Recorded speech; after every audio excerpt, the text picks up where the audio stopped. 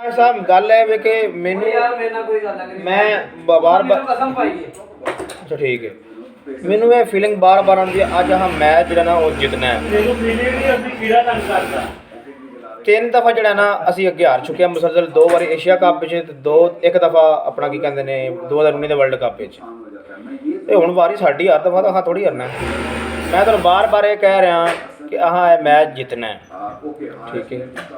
मैनू को पता नहीं कोई अंदरों कोई ना फीलिंग महसूस हो रही है कि यह मैच साडा है ठीक है मैं बार बार ये कह रहा कि फीलिंग आ रही है मैनू अह मैच जितना है वाला ये 3 मैच असी हार चुके हैं अगे 2017 2 मैच होए सी एक असी जिते सी ते एक हारे सी फाइनल असी जिते सी उस पहले हारे सी उस तो बाद 3 खेडे 3 हारे हैं हुण वारी साडी है भावें जिवें दी भी टीम है लंगड़ी है लुली है चंगी है यह मैच साडा है यह मेरी गल लिख लो ये तो पता लगेगा उदों जो मैं मैच